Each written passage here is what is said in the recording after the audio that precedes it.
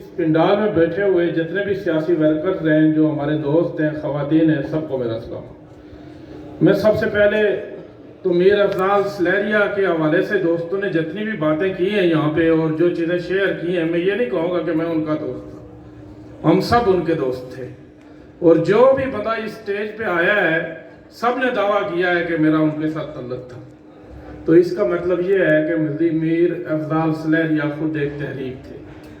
اور ہم سب کا ایک دوسرے سے جو تعلق جڑتا ہے وہ اسی نسبت سے جڑتا ہے، اسی لڑی سے جڑتا ہے۔ اور آج جب ہم یہاں جمع ہوئے ہیں ان کو خراج عقیدت پیش کرنے کے لیے یا ان کو یاد کرنے کے لیے، تو ہم جو اپنے آپ کو انقلابی سمجھتے ہیں یا ترقی پسند سمجھتے ہیں یا اپنے لوگوں کی جدوجہد کا ایک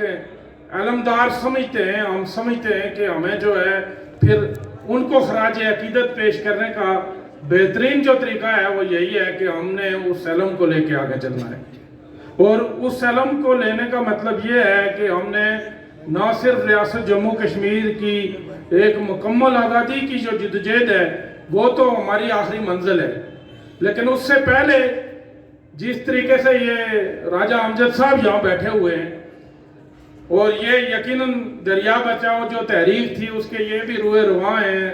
رہے بھی ہیں، ابھی بھی ہیں۔ اسی طریقے سے ہم یہ سمجھتے ہیں کہ ریاست جموں کشمیر کی تقسیم کا جو المیہ ہے وہ تو ایک لمبی لڑائی ہے، اس کی ری یونیفیکیشن کے لیے ہم نے آگے بڑھنا ہے، لیکن ہمارے لوگوں کے جو دکھ درد ہیں،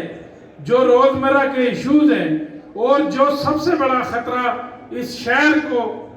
جب اس خطرے کا سامنا ہوا تو میر افضال سلیریہ جس طریقے سے نکلا اور پھر لوگوں نے دیکھا کہ اس شہر کے اندر ہزاروں لوگ اس کے ساتھ نکلے، تو ہم یہ سمجھتے ہیں کہ اگر ہم میر افضال سلیریہ کو ہم نے خراج عقیدت پیش کرنا ہے تو اس کا بہترین راستہ یہی ہے کہ ہم نے لوگوں کے حقوق کے لیے جدوجہد کرنی ہے، اپنے مظلوم عوام کے لیے آواز بننی ہے۔ یہاں جتنے دوست آئے ہوئے ہیں سبھی دوست کہیں نہ کہیں کسی تحریک کا حصہ ہیں،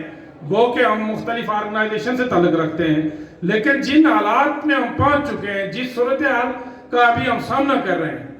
پہلے ہم یہ شکوہ کرتے تھے کہ پاکستان نے تو قبضہ کیا ہوا ہے، پاکستان قبضہ چھوڑے، لیکن اب جو حالات